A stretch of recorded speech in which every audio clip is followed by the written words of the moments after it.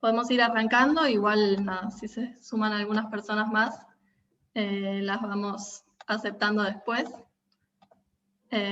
Bueno, muchas gracias a todos y todas por sumarse. Ay, perdón, es que acepto unas personas más. Bueno, gracias por sumarse a nuestro webinar de hoy en un horario diferente.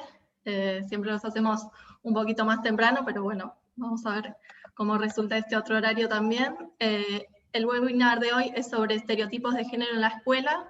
Está dentro de nuestro ciclo de Ciencias, Tecnología y Género que estamos realizando durante febrero, especialmente por el Día Internacional de la Mujer y la Niña en la Ciencia.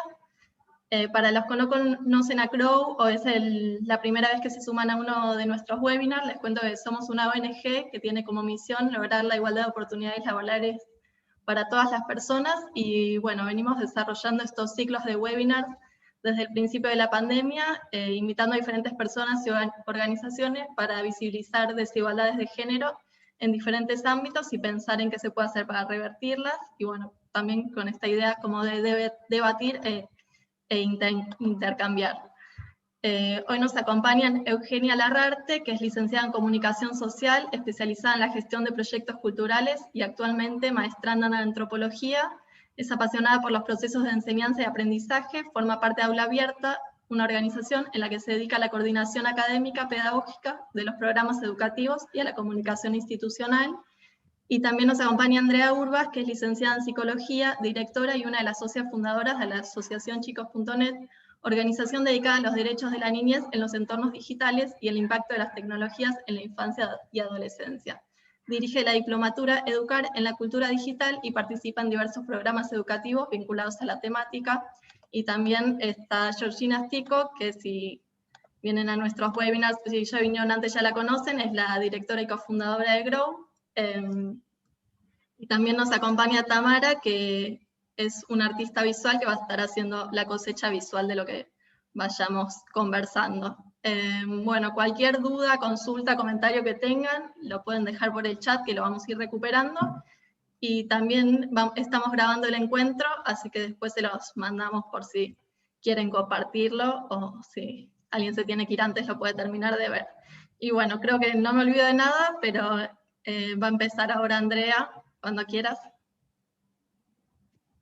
Bueno, muy bien. Bueno, hola a todos y todas. Creo que hay un solo varón en este grupo, Javier. Y bueno, un gusto estar acá. Gracias por la invitación a Grow, a Georgina, a Talia, a todo el equipo.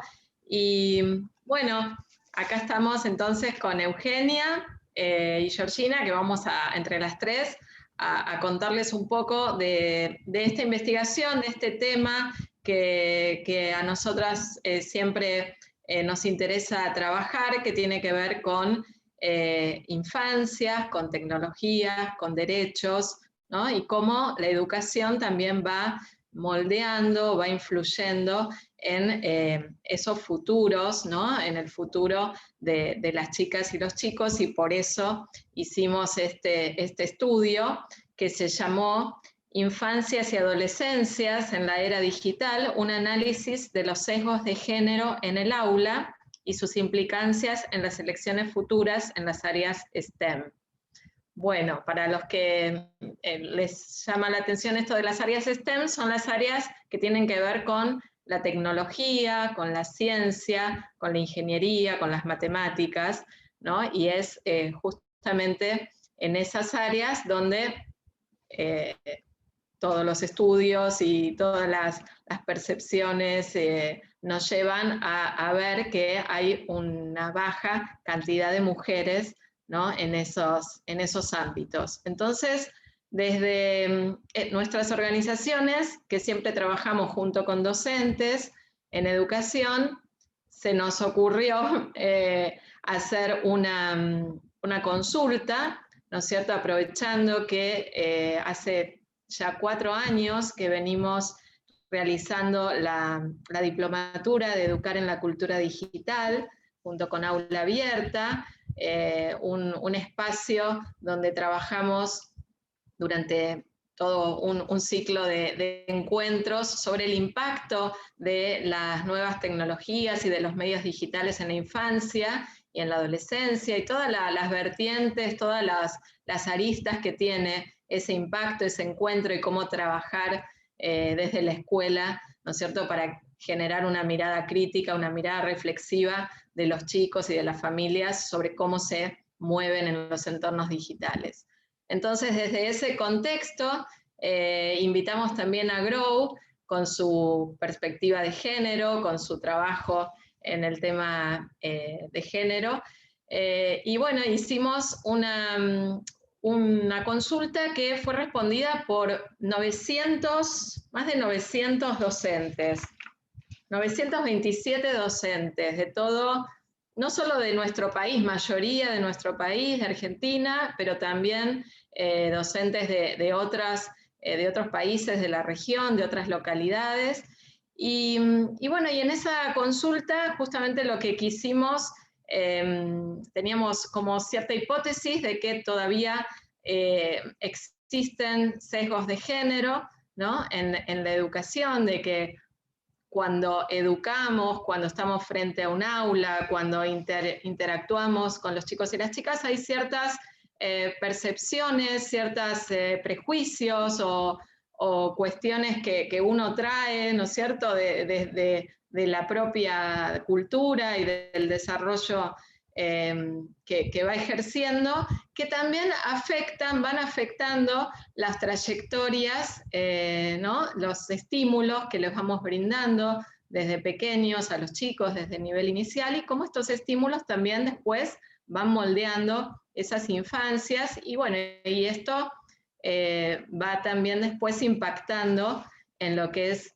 las elecciones futuras, ¿no?, las orientaciones de las chicas en sus carreras profesionales. Y por eso, bueno, tengo acá algunos números que impactan bastante y sobre los que nosotros también nos basamos para pensar este estudio.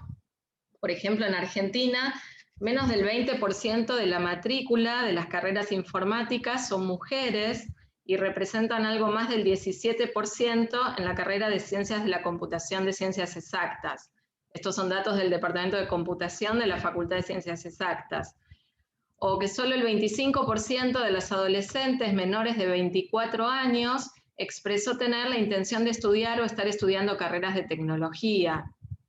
El interés también decrece de manera significativa en las jóvenes de entre 11 y 14 años, cuya intención de formarse en carreras vinculadas a la tecnología es de apenas un 10%. Y estos son datos del BID, ¿no?, del Banco Interamericano del Desarrollo, de un estudio de 2019.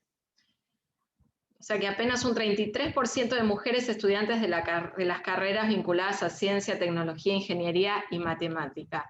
Y dice que se podría inferir que el interés de las mujeres por estas carreras vinculadas a una mayor demanda de puestos de trabajo, que esto es así, ¿no? Se habla de que justamente hay una, con toda esta situación también de la pandemia, pero ya de antes, ¿no?, las tecnologías digitales, cómo van a abarcar todo lo que tiene que ver con el mundo laboral, y sin embargo no hay suficientes mujeres que van a estar preparadas, y tampoco no se ve que haya como un mayor interés. Entonces de ahí viene todo este trabajito que nosotros queremos ir haciendo en relación a achicar estas brechas digitales que tienen que ver con género, y bueno, y ponerlas primero, destacarlas, ponerlas en conocimiento, entender por qué se dan, trabajar con los docentes para esto, y bueno, y desde esa pirámide, desde el nivel inicial, desde la familia, ir trabajando también para deconstruir esto que después Eugenia nos va a contar un poquito, deconstruir ciertas concepciones, ¿no?, que a lo mejor van en desmedro de que más chicas estén relacionadas con este tipo de carreras o de orientaciones laborales. Bueno, no sé si hay preguntas, hagamos de esto una conversación, así también vamos aflojando el tema. Yo para adelantarles algo de los resultados, les cuento que bueno, que con esta encuesta salió a la luz este tema de que hay sesgos de género en la educación, ¿no? Y no quiero adelantarme mucho a Georgina, pero el 48% del grupo docente que participó de la encuesta piensa que hay diferencia en el rendimiento escolar según el género de sus estudiantes y gran parte considera que el género también influye en el rendimiento escolar. O sea que no es neutro, ¿no es cierto? Tampoco todas las acciones y todos los pensamientos y todas las concepciones que traemos en relación al género no son neutras cuando estamos también en el aula, en la escuela, brindando, bueno, todas las orientaciones, y esto lo van a ver también en el estudio, está que en los materiales educativos también hay un fuerte, digamos, situaciones estereotipadas, ¿no? Donde aparecen muchos ejemplos que tienen que ver con estereotipos de género. Esto se reproduce mucho en los materiales educativos y bueno, y hay que ir trabajando para que esto no se siga reproduciendo también desde los mismos chicos. Bueno, voy a abrir un poquito y a darle la palabra a Eugenia. A ver si Eugen nos va a abrir más el panorama sobre el tema de estereotipos y de construcción. Bueno, gracias a Andre, Talia y Georgina por la presentación y también por el espacio. Estamos muy contentos primero de haber realizado esta encuesta y del análisis, y por otro lado por la invitación a participar. Primero me voy a declarar aprendiz en temas de género, así que abierto sea el debate y abiertas sean las observaciones y las ideas que vayan surgiendo para que si hay un espacio al final de este encuentro podamos intercambiar sobre las ideas que se desprendieron de este momento. Y por otro lado, para que los nervios no me traicionen, voy a leer algo que escribí para esta instancia, y bueno, tengo el chat también a la vista, así que podemos ir intercambiando y hacer esta dinámica de diálogo dentro de las posibilidades. Bien, bueno, si bien el foco de la conversación de hoy es sobre sesgos de género en la escuela, y en especial en ciertas asignaturas de las áreas STEM, en el vínculo con el mundo del trabajo, que compartirá Georgina luego, no quiero dejar pasar la oportunidad en esta breve introducción de situarnos con los estereotipos en una pirámide más amplia de la violencia de género. Luego de la marcha de ayer por el femicidio de Úrsula, y ante las cifras alarmantes de femicidios, transfemicidios y transvesticidios, máxima expresión de la violencia de género, una vez más aparece esta sensación, y estoy muy movilizada, ¿no? De que llegamos tarde y que debemos exigir permanentemente a los gobernantes para que contribuyan a transformar esta estructura que no acompaña, protege o salva la vida de las víctimas. Hoy nos toca reflexionar sobre otro fenómeno de esta pirámide de la violencia, un aspecto simbólico que contribuye a mantener los roles y formas de ser, vivir, elegir y de vincularnos entre diversidades de género, para pensar como parte de la comunidad educativa qué podemos hacer para frenar la violencia y qué prácticas podemos transformar, y también qué creencias. Para contarles un poquito de nuestra organización, nuestro foco es el aprendizaje, los procesos de enseñanza y aprendizaje, y con ellos también el rol docente. Y desde allí, perspectivas críticas también hacia las instituciones educativas. Desde nuestros proyectos y la formación continua, trabajamos en pensar nuevas formas de enseñanza y aprendizaje, y también acercar herramientas que sean de ayuda a las necesidades de la educación actual. Dentro de estos programas es que se encuentra la diplomatura en Educar en la Cultura Digital, que mencionó Andrea hace un ratito, y que también acerca información muy importante sobre estas nuevas formas de subjetividades, las realidades de los niños y adolescentes a través de los medios digitales y demás. Nos interesa deconstruir los procesos de enseñanza que responden a viejos paradigmas para poder llevar adelante nuevas formas más equitativas, justas, amables, donde el protagonista sea quien aprende y los educadores y educadoras guías en ese proceso. Esto también implica salir del adultocentrismo con el que pensamos la escuela muchas veces, para dar lugar a las voces y experiencias de cada estudiante. En este contexto es que traemos a consideración las creencias que como educadores tenemos sobre las posibilidades de quienes aprenden y cómo impactan estas creencias en su desempeño y también en sus elecciones futuras. Sobre este tema ahora quiero hacer como una notita al pie para mencionar un concepto que en psicología y en pedagogía se conoce como el efecto Pigmalión, que se refiere a la potencial influencia que ejerce la creencia de una persona en el rendimiento de otra, y que esta influencia puede ser tanto positiva como negativa. Más allá de la deconstrucción o el análisis del mito que implica que, del mito griego, ¿no?, de Pigmalión, es interesante este concepto para pensar cómo impactan las creencias desde la educación. Rosenthal y Jacobson estudiaron en educación este efecto desde la teoría de la profecía autorrealizada y como uno de los factores que influyen en la motivación en el aula. Las expectativas acerca del comportamiento en clase de diferentes estudiantes genera que el trato sea de forma distinta de acuerdo con esas expectativas. Por ende, es posible que a quienes se consideran más capacitados se les dé más y mayores estímulos, más tiempos para sus respuestas, por ejemplo. Y al ser tratados de un modo distinto, responden de manera diferente, confirmando así esas expectativas de los educadores y las educadoras y teniendo así un mejor o peor resultado o desempeño. Retomando el tema que nos trae aquí, si bajo esta teoría nos centramos en los sesgos de género fuertemente arraigados en la cultura educativa, los cuales no dicen quién es bueno para qué según su condición de género, podemos reconocer que hay mucho trabajo por hacer, y así como creencias y conductas educadoras que modificar.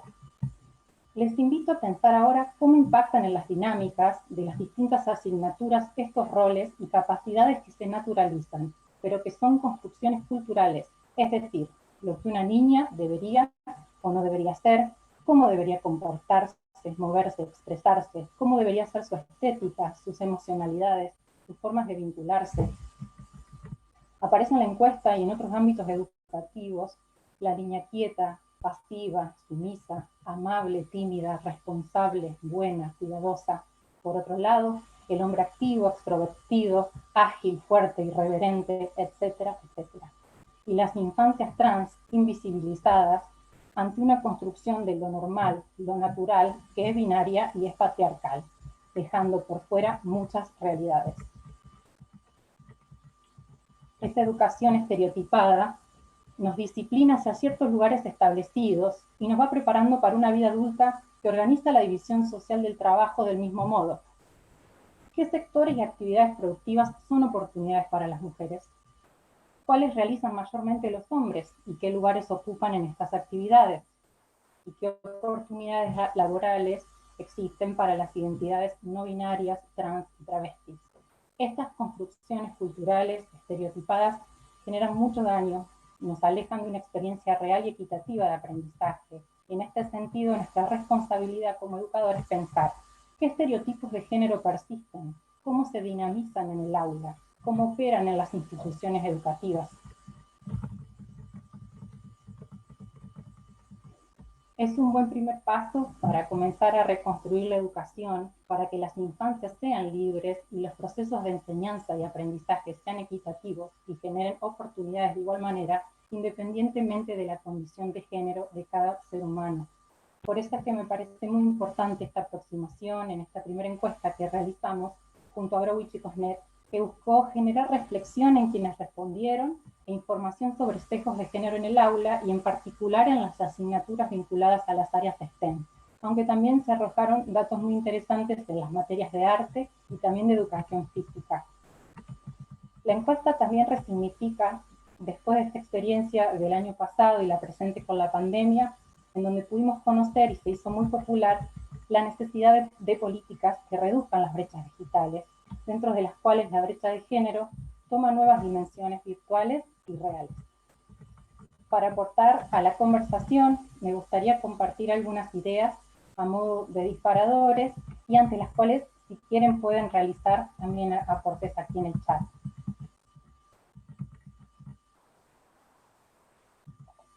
Bueno, Estas dos primeras las saco muy recientes de una charla de Luciana Pecker y Darío Stanriver sobre deconstruir el amor, en donde se pone en juego del concepto de construir. Entonces, en primer lugar, lo quiero traer solo a colación muy breve para, sobre todo, invitar a que se amplíe el debate cuando cada quien en sus espacios profesionales puedan hablar sobre estereotipos de género y de construir los estereotipos de género. Muchas veces la palabra de construir está asociada a la destrucción y se cierra el debate en esta mala interpretación. Entonces, por ejemplo, lo que quería aportar era pensar la deconstrucción como sinónimo, porque tiene que ver con reconstruir, repensar, desarmar para volver a crear constructivamente.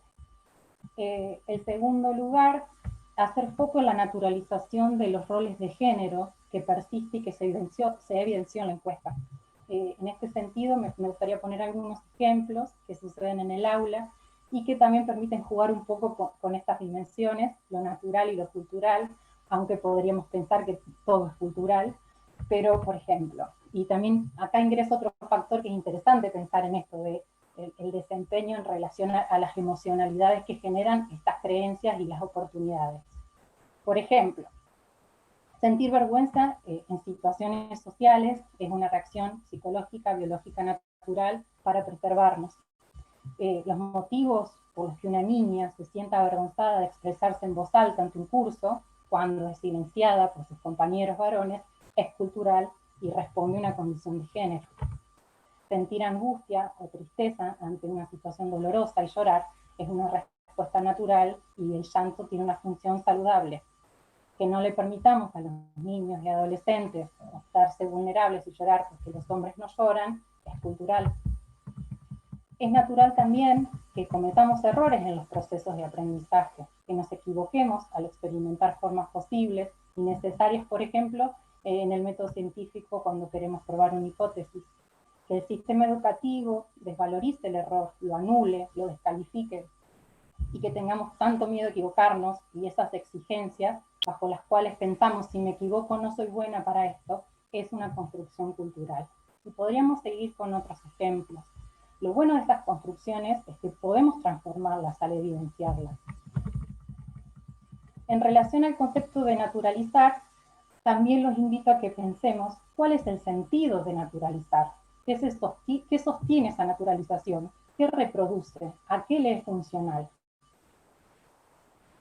Javier, ¿una idea? Disculpa los nervios, ¿no? Es un tema que me apasiona. Bueno, siguiendo a un autor que seguramente conocen, siguiendo a Foucault, el sentido de naturalizar tiene que ver con el poder y tiene que ver con su mayor expresión de éxito. La naturalización de los roles de género es muy efectiva para las relaciones de poder y para perpetuar esa desigualdad. El tercer eje que me gustaría acercar es que pensemos también en relación a la encuesta, el vínculo que promovemos en relación a los estereotipos en el aula, y en ese sentido volvemos a la introducción de esa pirámide de la violencia de género que mencionábamos. ¿Qué forma de vincularse le estamos proponiendo a las y les estudiantes al reforzar esas creencias en torno a los roles de género? Tomándome la libertad de parafrasear a una autora que admiro mucho, que es Rita Segato, en su libro Pedagogía y la crueldad reflexiona sobre una masculinidad que pone en la cima del poder al hombre capaz de ejercer mayor crueldad.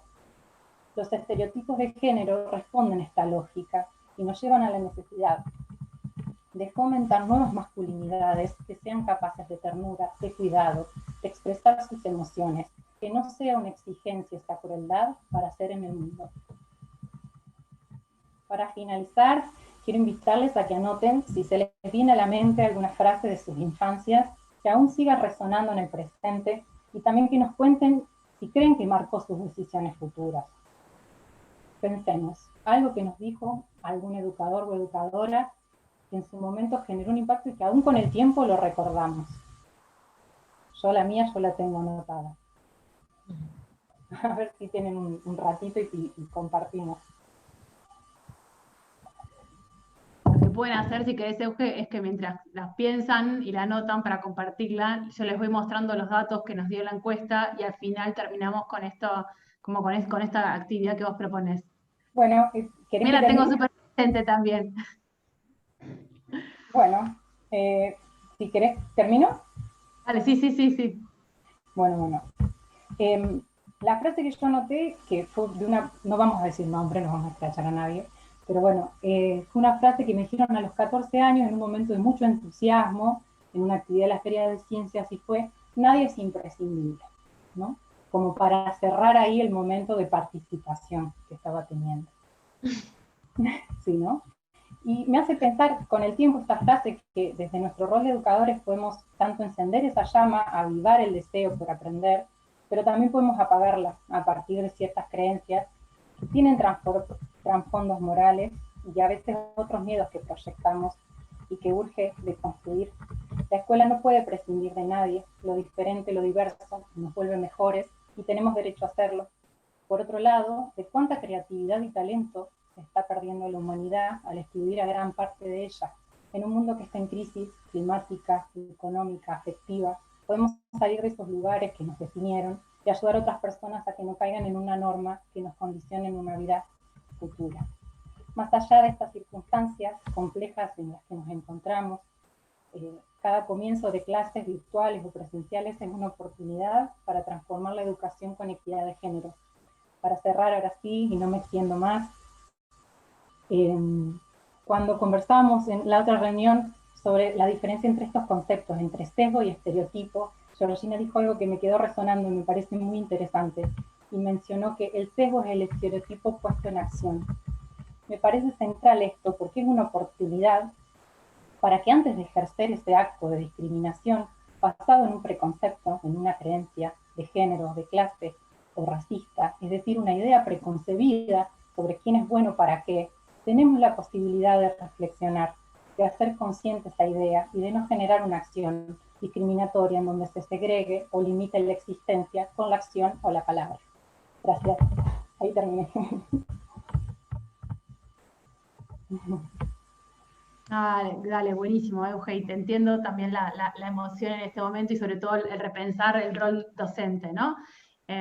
Leo ahí justo el comentario de Vanessa que decía, bueno, también antes te decía, este sesgo se profundiza cuando los docentes notan una elección de género diferente a la normativa, cuando empezaste a hablar vos, Euge, y Vanessa después comenta esto, nada, dice, es tan importante lo que expresa Eugenia, porque desde mi opinión los estereotipos son la causa y consecuencia de la violencia, las nenas deben ser bien femeninas y los varones no lloran, dice, marcó mi infancia.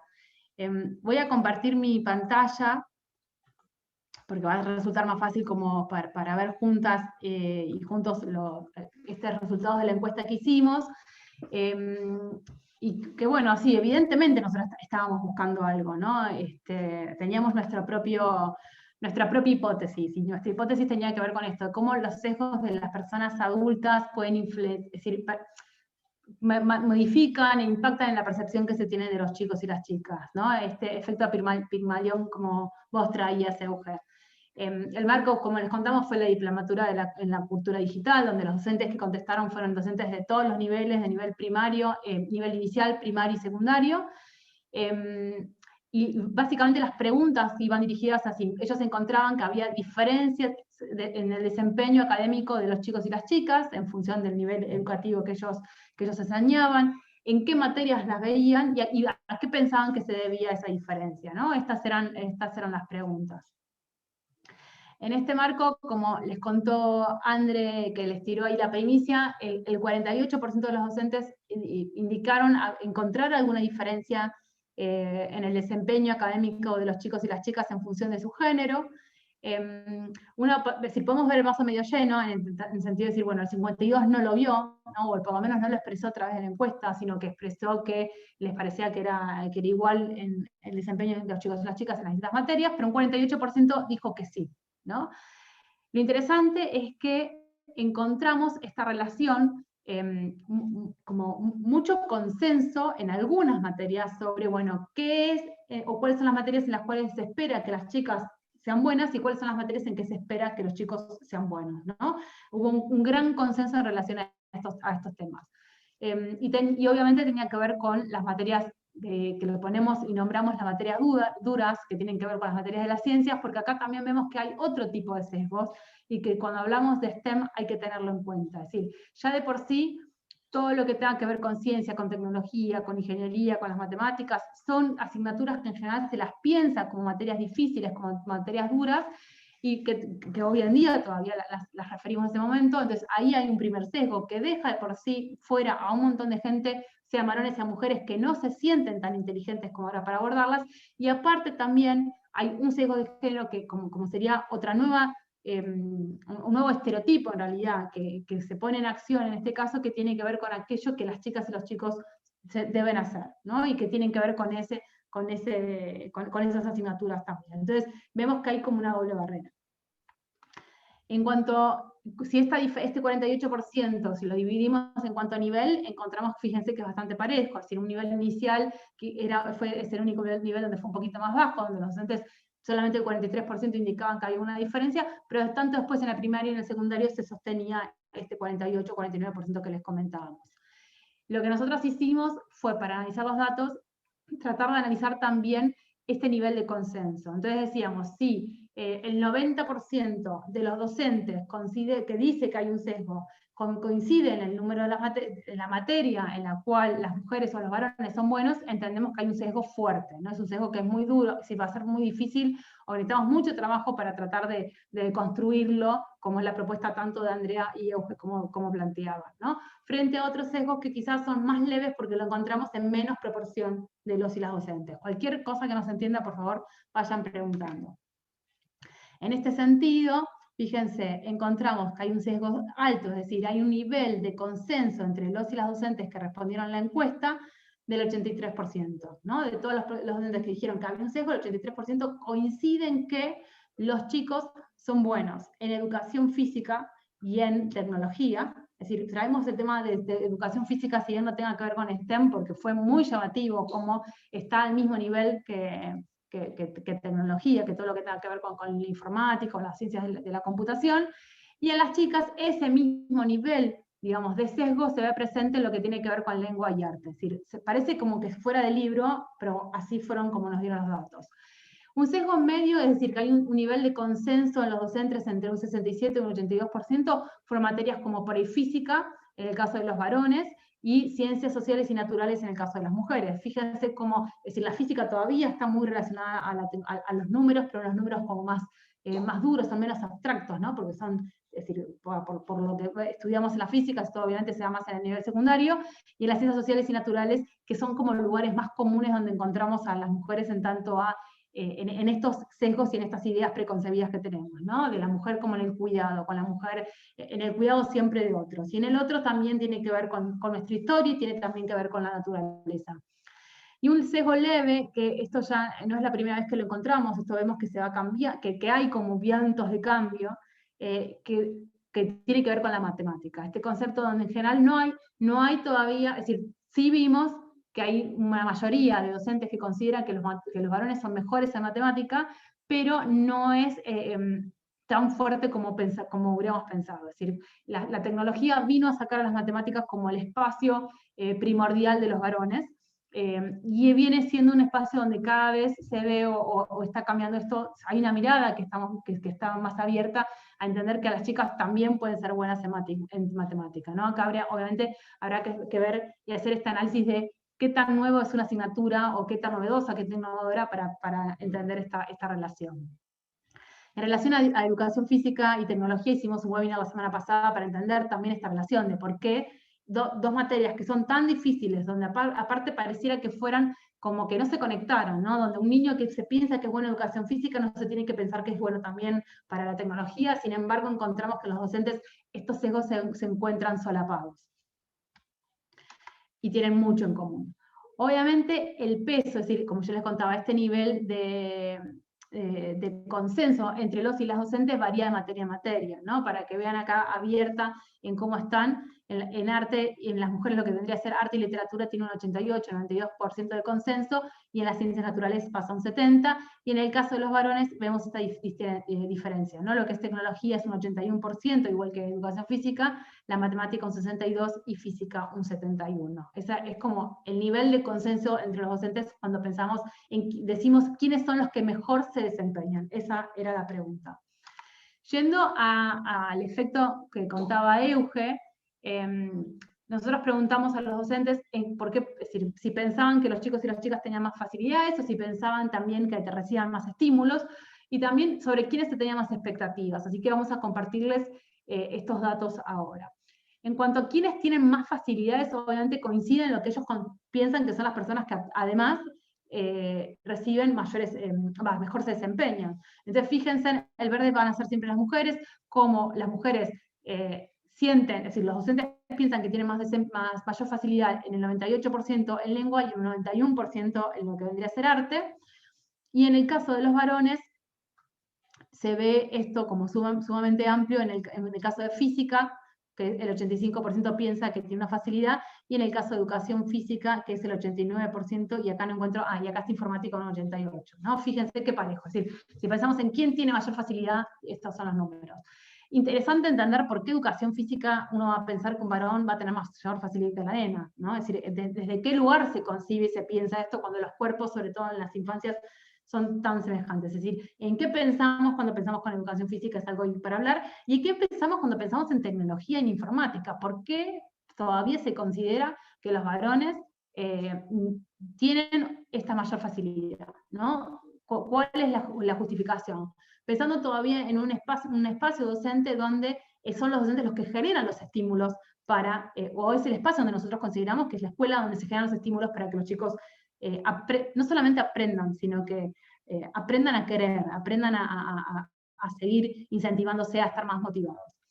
Cuando les preguntamos, esperen que fui para atrás, sobre quiénes reciben más estímulos, fíjense que coincide con lo de las facilidades. Entonces se da esto un poco como decíamos con Euge y con Andre, ¿no? Un poco como la historia, la muerte, no, ahora no va a salir la frase que quiero decir, pero si yo pienso que ellos son los que los varones van a tener mejor desempeño, los sigo estimulando para que desarrollen esa facilidad que considero yo, que soy un tercero, que ellos tienen, ¿no?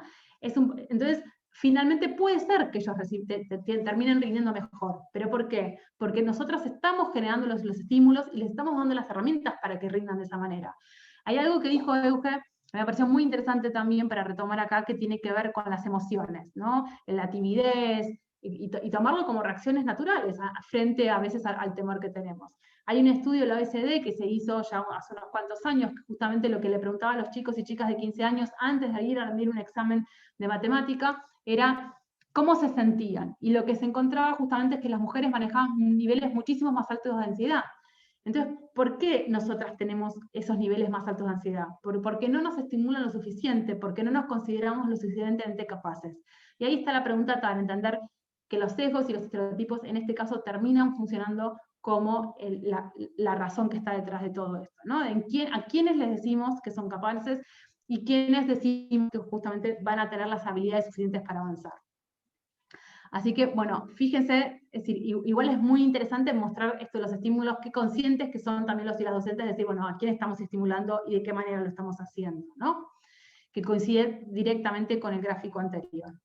En cuanto a sobre quiénes se tienen más expectativas, también vemos que hay una relación bastante directa, ¿no? Sobre aquellos que se tienen más expectativas, que rindan bien en determinada manera, tiene que ver con las facilidades y tienen que ver con los estímulos que se van rindiendo. Se sigue repitiendo la misma fórmula, ¿no? Las mujeres en lengua y en arte, y los varones en todo lo que tiene que ver con la informática, con la educación física y con la física, y aquí es el único donde no hay una disonancia, que son las ciencias naturales, donde se piensa que las mujeres son las que tienen más facilidad, pero esperamos que ellos también respondan, ¿no? Fue la única materia que encontramos que todavía no hay consenso, por eso también pensamos que hay una transición de un estereotipo, es decir, estamos cambiando un estereotipo por otro, básicamente. Con todo esto, también les habíamos como consultado a los docentes sobre las herramientas que tenían a su disposición, y bueno, en qué materiales pensaban ellos que hoy se encontraban mayores estereotipos de género, Nos sorprendimos bastante porque la mayoría, fíjense que contestó que los manuales y los libros no tienen tantos estereotipos como en un pasado, donde hay una relectura bastante interesante. Solamente el 39 indicó que todavía los materiales que utiliza los tienen. Entonces ahí obviamente hay un trabajo todavía por hacer, pero que se ha hecho mucho y se reconoce todo este laburo que se ha realizado.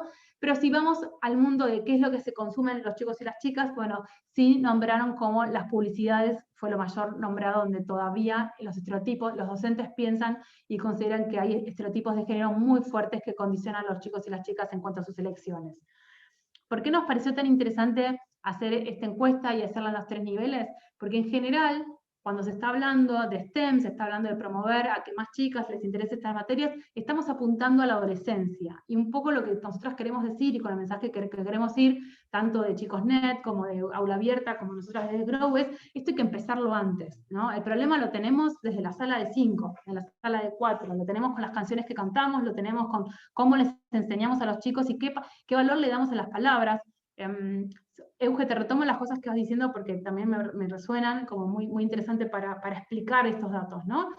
Pero cuando Euge contaba, y ahora se me fue justamente el ejemplo que dijiste, pero ahora ya va a volver con lo que quería decir, pero sobre qué intereses tenemos, ¿no? Esos intereses se crean y se crean desde la primera infancia, lo que habilitamos, esa mirada adultocéntrica que tenemos nosotros aún y que nos cuesta tanto sacarla.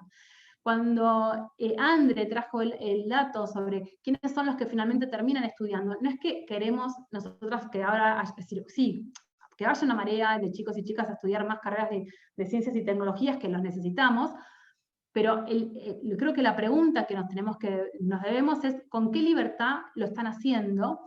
Y también la otra pregunta que nos debemos es ¿qué es si no tener una determinada habilidad, ¿en qué nos condiciona? Es decir, el derecho hoy a acceder al mundo digital y a acceder a una violencia es válido para todos y todas, ¿no? Independientemente de la carrera que estudiemos. Esto lo ha demostrado el año de pandemia que pasamos. Es decir, no importa de qué profesión hayamos hecho, tener o no tener una habilidad digital habilitó el año pasado el poder o no poder trabajar. Entonces, dejar afuera a todo un grupo, particularmente de mujeres, desde muy temprana edad, porque les estamos diciendo constantemente que ese no es su lugar, ¿no? O que no tienen las habilidades suficientes, o que esto es demasiado difícil, o que esto, y como porque es demasiado difícil, quizás, bueno, ¿para qué te vas a esforzar tanto? Justamente, no sé si recuerdan, pero hace muy poquito, era un par de meses, hubo una publicidad que salió en Twitter que la tuvieron que bajar enseguida, donde un padre le decía, la mujer, la adolescente le estaba preguntando al papá, che, si estudio, no sé, ingeniería, y el papá le contesta, no lo hagas, que es muy difícil, ¿para qué lo vas a hacer? Con mucha inocencia de parte de quien lo hizo, porque no es que pensaba que la mujer no iba a ser capaz, pero el hecho de haber puesto a una mujer en hacer esa pregunta, una joven hacer esa pregunta, a un padre que le diga que no porque es algo muy difícil, es justamente, como yo le decía a Euge, es poner en acción ese estereotipo que tenemos sobre ¿por qué nosotras no podemos? ¿No? ¿Por qué pensamos que es difícil primero? Y por otro lado, ¿por qué nosotras no nos vamos a esforzar? En ese sentido, y nosotros armamos como una serie del año pasado, porque parece que el 2020 no pasó, en el 2019 cuando hicimos esta investigación, que la idea que tenemos es volver a retomar, es darle una vuelta de rosca y pensar de qué manera abordarla en el 2021 para ir midiendo si hay un cambio o no en la mirada de los y las docentes. También pensamos varias recomendaciones para trabajar. Pero antes de pasar a las recomendaciones, sí me gustaría como ver, no sé, escucharlos a ustedes hasta ahora, a ver qué les parece, si les resuena esto que estamos diciendo, nada, ver si alguien tiene algo que decir y pasamos a las recomendaciones.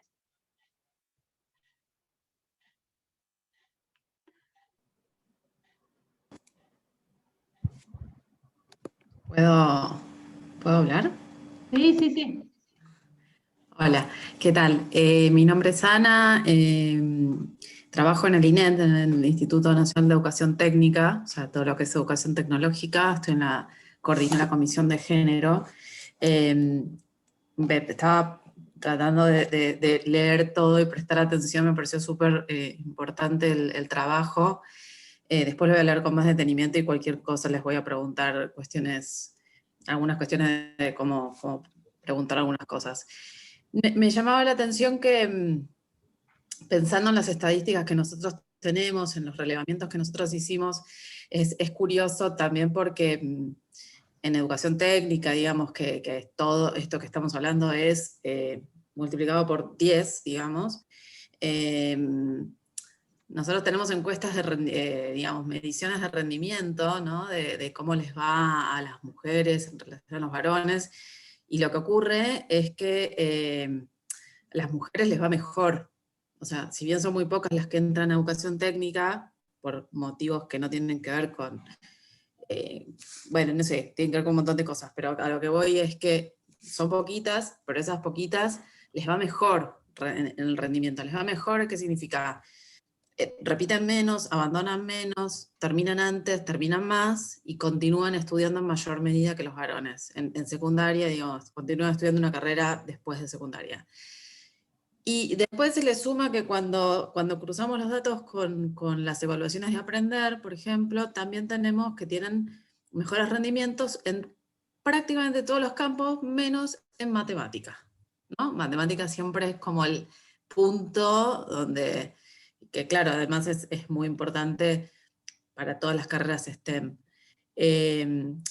Y también acá yo me pregunto si esto de que las mujeres les vaya mejor en el rendimiento en educación técnica, siempre nos preguntamos con el equipo, si también no tiene que ver con que están más observadas, ¿no? Como que ellas sienten que al ser una minoría y están todo el tiempo a prueba, ¿no? Como que tienen que, o sea, tenemos infinidad de casos de chicas que nos cuentan que el mismo torno, que la misma pieza que los varones la hacen una vez y los aprueban, a las chicas los tienen que hacer 3 o 4 veces porque siempre les falta algo, ¿no?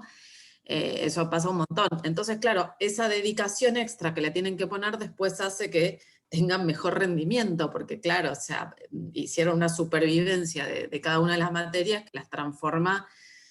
Eso por un lado, me parece que hay como algo que se va generando, ¿no? Entre el estereotipo y la exigencia, que esto de las chicas son más prolijas, bueno, termina siendo una consecuencia de que se tienen que especializar para ser aprobadas, ¿no? Entonces, o sea, uno no sabe por dónde cortar eso, porque no sabes de dónde empieza una cosa, termina la otra, en qué momento. Quiero decir, a nivel de los docentes, de cómo miran a esos estudiantes, en qué momento decís, a ver, deja de pensar que es más prolija, en realidad no le queda otra que ser prolija, ¿no? Como salgamos de... Totalmente. Ana, hay un par de cosas que me parece sumamente importante de cómo retomar. Una es, nosotros preguntamos sobre percepción en desempeño, no sobre el desempeño real, no lo medimos, ¿no? Y entonces es muy probable que esta idea que los docentes tienen sobre la percepción del desempeño, sobre quién le va mejor, no se condiga con la realidad, sino que en la realidad, no sé, en educación física a las chicas les vaya bien, que en arte a los varones les vaya bien, y que a las chicas en matemática también les pueda ir bien, o en tecnología también. Es decir, puede darse que en general no se condiga esa percepción que tienen las docentes con el rendimiento de los chicos y chicas. Eso por un lado. Por otro lado, porque no lo ven, porque el estereotipo es tan fuerte que no llegan a visibilizarlo, ¿no? Por otro lado, se da esto que vos decís, y esto que es muy importante. Las chicas reciben en ámbitos muy masculinizados, como puede ser una escuela técnica, como va a ser después la universidad, una mirada como muy fina sobre ellas, sobre qué dicen, cómo lo dicen y de qué manera están trabajando. Entonces, en cuestiones que tengan que ver manuales, donde ya de por sí tenemos este estereotipo, que las chicas son prolijas, ojalá les enseñáramos a ser prolijas, a romper las cosas, a poder gritar, ¿no? A salirse de ese corset, porque también hacen un corset. El docente no va a esperar que el trabajo de ella sea más perfecto que el de un varón. Entonces no le va a pedir, mira, tantas veces que lo tenga que hacer porque hay algo que le falta. Justamente hace poco estamos en una empresa de tecnología, ¿no? Que desarrollo tecnológico, y una programadora de ya 40 años se quejaba porque ella dice, ella siente que su jefe le da más feedback a ella que a sus compañeros. Entonces el jefe le dice, bueno, pero vos lo tenés como tomar como algo positivo, porque yo veo tu potencial. Ella dice, sí, pero los otros terminan avanzando igual que yo, y tienen menos feedback que yo. ¿Por qué? Porque a mí constantemente me tenés que decir qué es lo que tengo que mejorar, ¿no? Entonces, acá hay una mirada hacia la mujer, sobre todo en determinadas materias, que es lo que a la mujer le falta. Entonces, si pensamos que las mujeres están desarrollándose en ámbitos que no es esperado que se desarrollen, que puede ser mecánica, es decir, pensando en escuelas técnicas, bueno, se las va a empujar más, ¿no? Pero es esto que uno lo puede tomar a veces como un estímulo, para ellas puede ser positivo en cuanto a motivarlas, pero también puede ser como expulsivo, ¿no? Porque en definitiva van a sentir esa discriminación, como me están exigiendo más que le están exigiendo a otros. ¿Hasta qué punto esa mayor exigencia te juega a favor? Bueno, pero Sí, es muy interesante. No, es parte de lo que nosotros vemos con las entrevistas y las encuestas que hacemos, hay algo de la personalidad, ¿no? Algunos se lo toman como una motivación y otras, bueno, es expulsivo. Lo que está claro que es una estrategia de supervivencia, creer que no se discrimina y que, digamos, pero bueno, eso no. Totalmente. Lo que no estoy tan segura y discutiría un poco, no acá, pero digo, para dejarlo para más largo, es si una cosa son las expectativas de los docentes y otra cosa es realmente el rendimiento, porque yo creo que lo que venías diciendo antes, hay un juego ahí que finalmente es como una profecía autocumplida, o sea que Exactamente.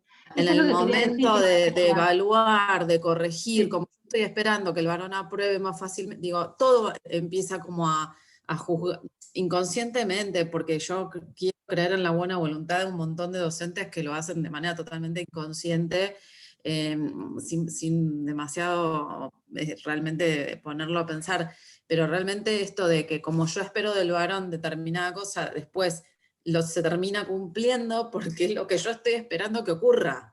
Entonces, Exactamente.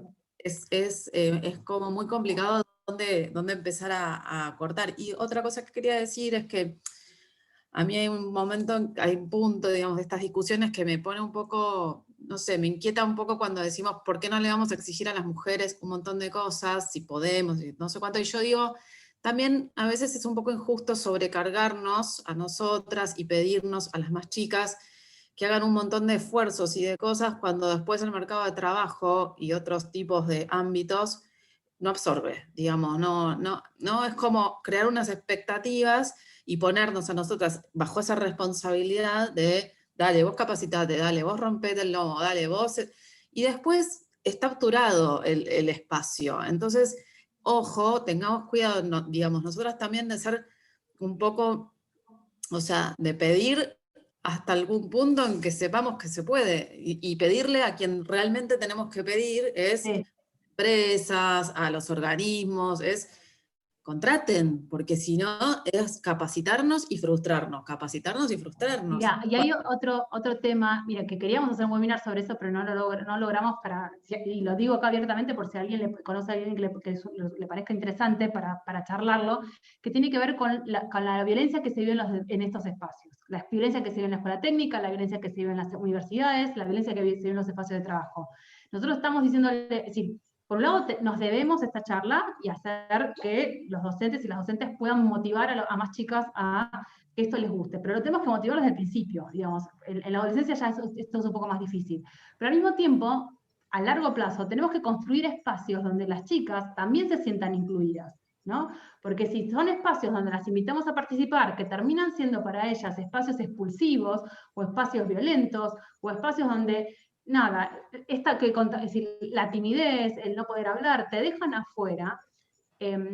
Exacto, te pasa esto que contabas vos, Ana, es decir, las estamos invitando a sentirse más frustradas, ¿no? Entonces, ¿qué nos debemos nosotras es decir, no nosotras, para nosotras movilizar? Es como tener una discusión más amplia, que no se quede simplemente en llevemos a más mujeres en tecnología, sino entendamos por qué, lo amplio que tiene que ver con todo este mundo, y mientras tanto vayamos cambiando ese mundo para que sea inclusivo de las chicas y de las mujeres y de las jóvenes, ¿no? Y de otras diversidades también, porque ahí, si nosotras acá no lo nombramos, pues lo nombramos en la encuesta y lo preguntamos, pero obviamente que el tema de otras identidades está tan poco presente todavía en las escuelas, que es como no pudimos tomar datos para poder decir, bueno, qué se percibe sobre las infancias trans, ¿no? Y los adolescentes trans, si se los percibe o no se los percibe como que, es decir, como que ahí no hay un estereotipo formado, al menos en lo que nosotros pudimos encontrar, pero no eran datos relevantes como para poder compartirlos. Pero también, a ver, ¿qué nos debemos en esa discusión?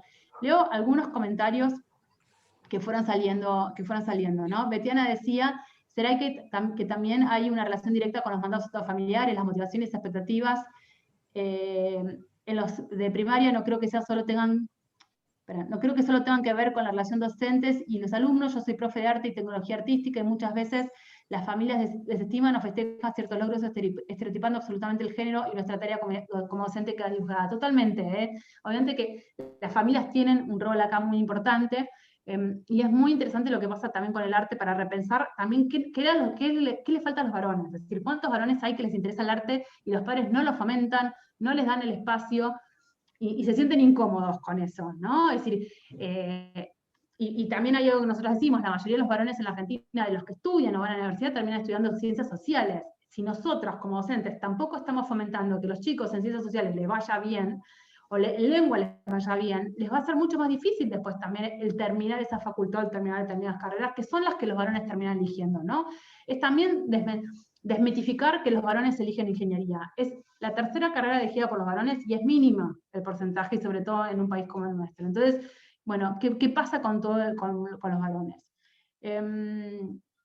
Cecilia dice, bueno, agradece la presentación y se tiene que ir, así que adiós Ceci, gracias por estar.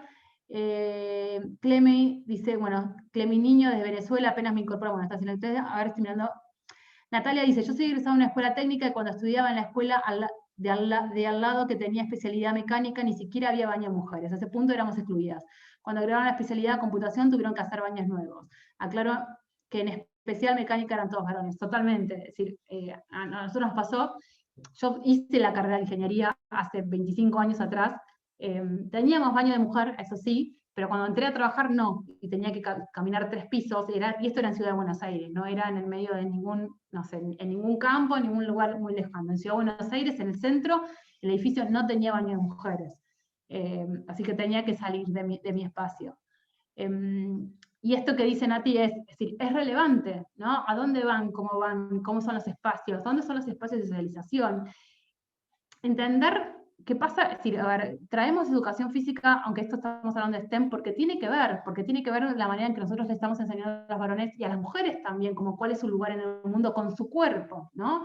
Y la tecnología también se hace con el cuerpo, y se hace con la confianza que tengo en todo lo que soy. Y realmente, a ver, todo lo que tenga que ver con la educación física va a ir a fomentar la confianza que tenemos en nosotros mismos, y si eso no se genera, y sobre todo no se genera en las chicas, es más difícil todavía que podamos enfrentar cuestiones que tengan que ver o nos hacen creer que tiene que ver con la dificultad, ¿no?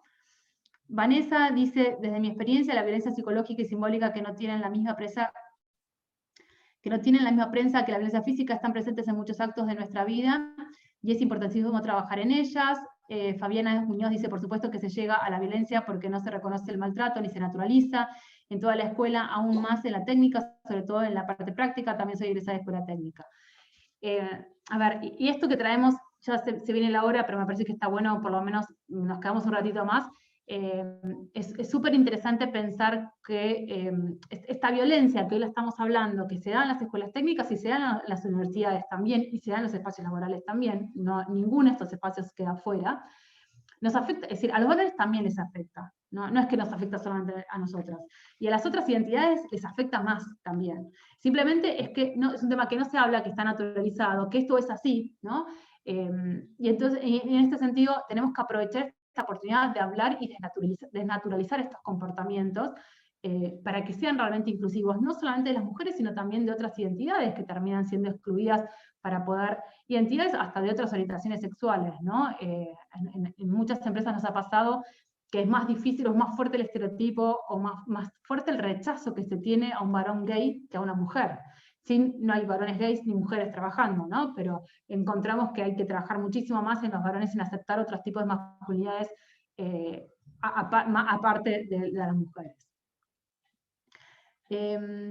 Acá dice Ana, bueno, la escuela se tienen que adaptar a las personas, no las personas a las escuelas, queremos más mujeres en estos espacios, pero en lugares habitables para todos, tal cual.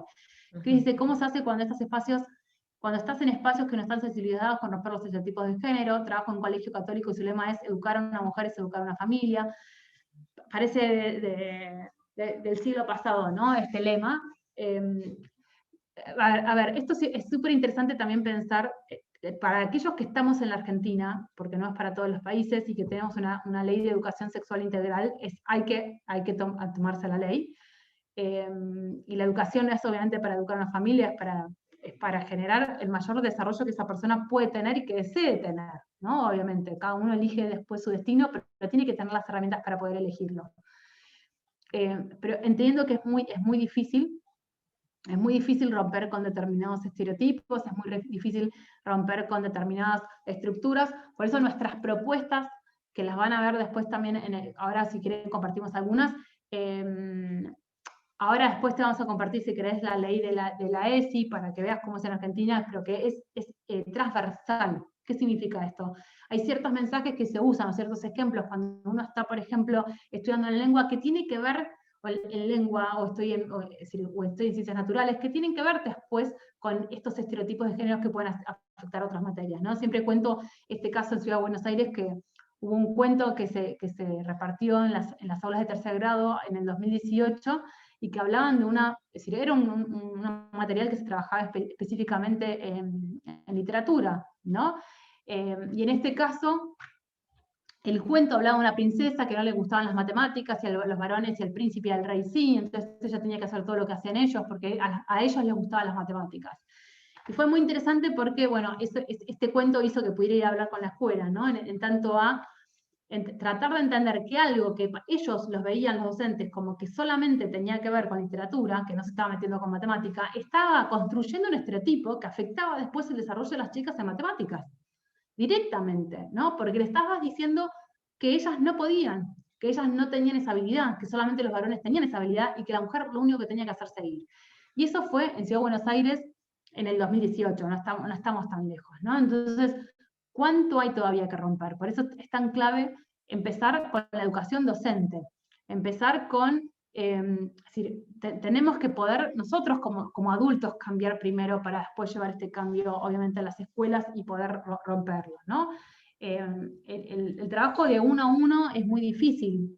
Ahí también ahora las dejo a Euge y a André a opinar con respecto a esto antes de terminar. Nos extendemos a unos 5 minutos para ir cerrando, pero sí o sí nuestro foco está en darle herramientas a los docentes que hoy están enseñando, a los y las docentes que están enseñando, y trabajar de alguna manera. Sabemos que es muy difícil porque es poco permeable el sistema en lo que tiene que ver con la educación de la enseñanza.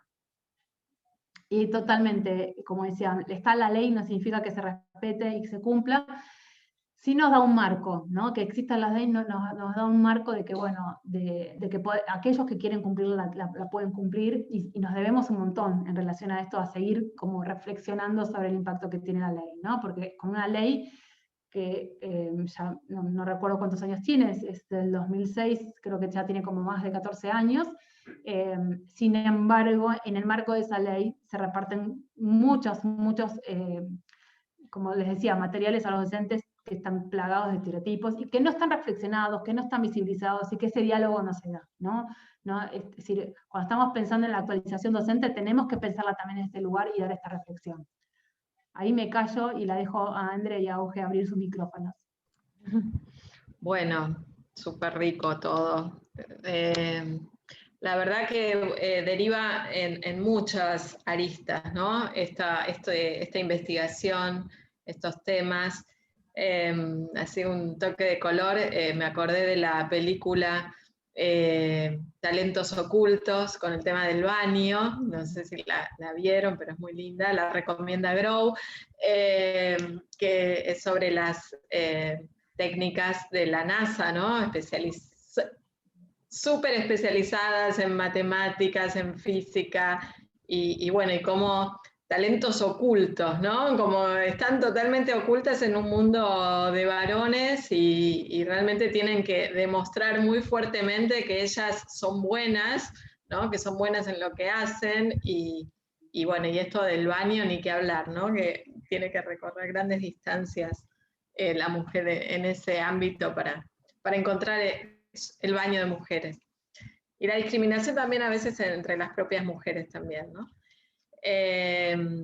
Bueno, así como para cerrar, digo, me parece interesante, bueno, rescatar entonces de todo lo que hablamos y de la investigación, este juego, este interjuego entre lo que pensamos que son facilidades, ¿no?, para el desempeño, cómo brindamos estímulos, el lugar, el rol ahí del docente en favorecedor de estímulos, y las expectativas, ¿no? Cómo esos tres componentes van jugando de una manera que, si los tenemos, porque ¿cuál es el objetivo de esto también? Hacer conscientes ciertos procesos, ciertas formas de, ciertas miradas, ¿no?, que haciéndolas conscientes también, bueno, vamos a poder ejercer un rol seguramente distinto, o con una mirada un poquito más reflexiva sobre estos estereotipos que queremos en lo posible ir desterrando, ¿no? Me gusta también todo lo que tiene que ver con las nuevas masculinidades, con toda esa concepción de pensar la educación de los varones en esta línea, ¿no? También chicos que les gustaría bailar, que les gustaría hacer patín, pero las familias mismas no permiten, ¿no?, por ser cosa de nenas, porque hay todas nenas o porque no van varones, y cómo esos varones también que les gusta ese tipo de cosas y que no les gusta ir a fútbol también sufren mucho, ¿no?, en esas situaciones, y hay muchos temas de estereotipo también con los varones que no eligen justamente los juegos o los deportes que eligen la mayoría, ¿no? Y cómo les cuesta también mucho a las familias acompañar y a las escuelas mismas acompañar ese tipo de situaciones también.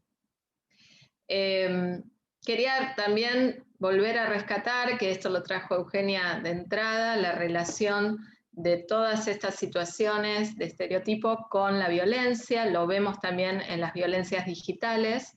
Nosotros estudiamos el tema de las violencias digitales, y en esos entornos también se reproducen situaciones de violencia que tienen que ver también con la vida cotidiana, ¿no? Y ahí aparecen un montón de situaciones donde las mujeres también quedan en una situación muy desprotegida, donde hay temas con las imágenes, con los videos, con bueno, diferentes modalidades de violencia digital que también tienen relación con estas violencias de género y estos estereotipos de los que venimos hablando, ¿no? Esto es un capítulo que bueno, que es trabajar el tema de las violencias en los espacios digitales.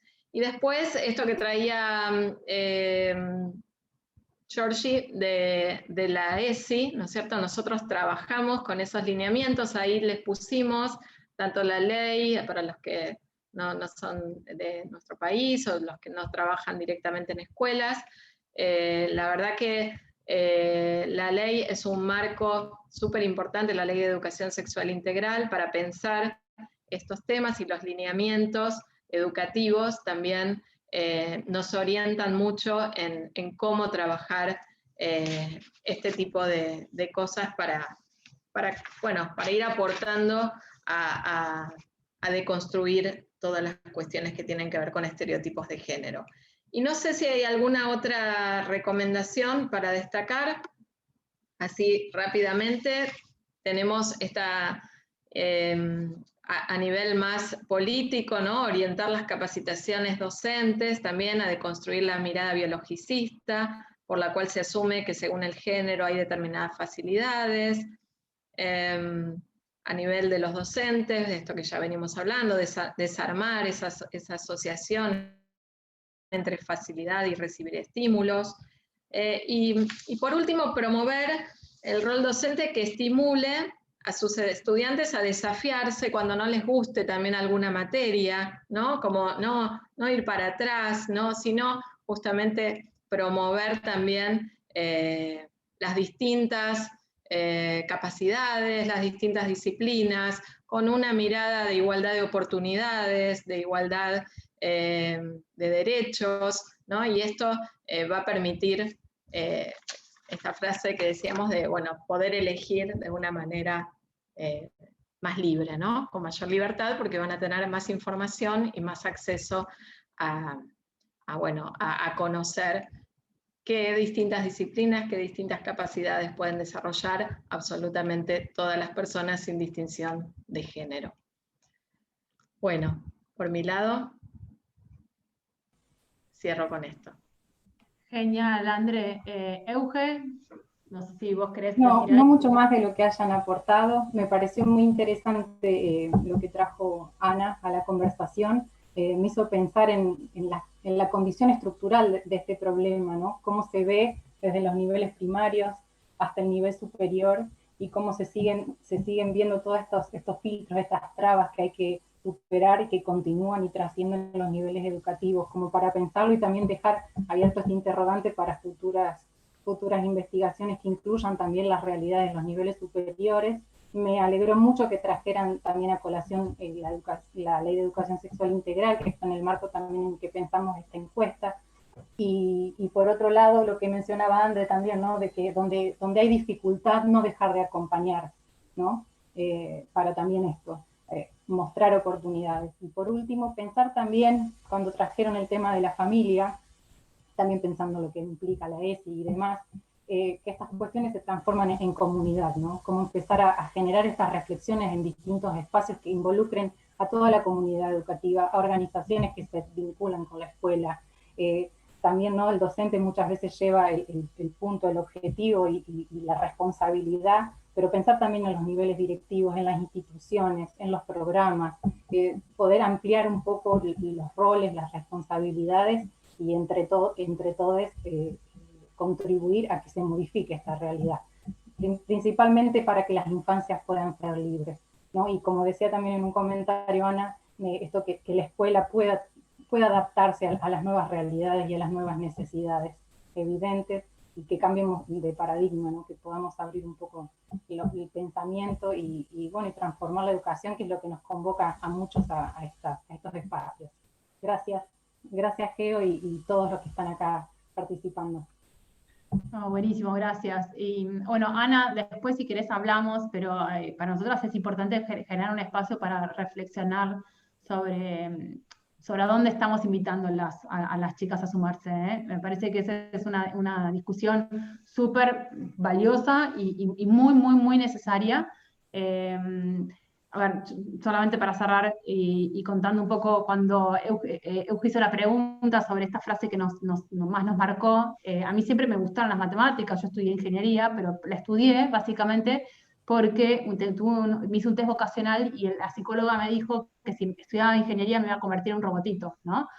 Entonces yo no podía creer ¿cómo alguien me va a decir a mí qué es lo que yo no puedo hacer, ¿no? A los 17, 18 años, y bueno, por suerte le tocó a alguien que era bastante rebelde en ese sentido, entonces estudié ingeniería para poder demostrar que no me iba a convertir en un robotito, pero digo, el por qué, ¿no? El por qué después tomamos algunas decisiones y cómo hubiera esa misma devolución tocado, llevado a otra persona.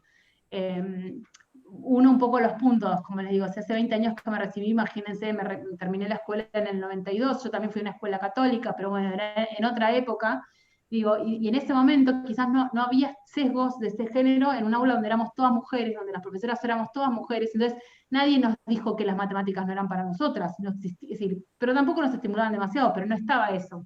Cuando de ahí pasás a la universidad y te das cuenta el mundo en el que me metí, que yo realmente no lo había pensado, nunca lo había pensado, me costó meses entrar al bar de la facultad, por la vergüenza que sentía, ¿no? El sentirme distinta en un espacio donde yo ni siquiera sabía cómo tenía que tratar a mis compañeros. Entonces, digo, y eso, digo, con diferencia sigue estando presente, ¿no? Ese temor a entrar a un bar, ese temor de levantar la mano y quedar, digo, pasa en la escuela técnica, pasa en la universidad, ¿no? De quedar una respuesta y darla mal.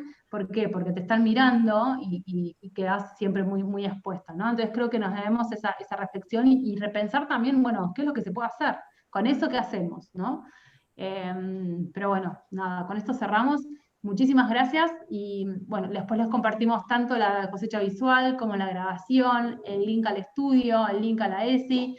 Si alguien tiene algún otro material que quiera que compartamos, pásenoslo, que después les enviamos todo el material junto. Bueno, muchas gracias a todos por estar ahí, todas y todos. Y Georgina, Natalia, todo el equipo de Grow, y bueno, y Eugenia, un gustazo siempre compartir. Así que bueno, muchas gracias por estar todos ahí presentes. Mirá, muy buen resultado. Felicitaciones al artista. Adiós. Wow, Tamara, qué lindo. Gracias, Tami, gracias, chicas, y a todas y todos los que se sumaron. Gracias. Nuestro próximo webinar es de inclusión financiera. Este viernes no el otro, así que después les pasamos el link para inscribirse si no lo hicieron todavía. Qué hermoso, gracias. Qué buen cierre, qué buen resumen.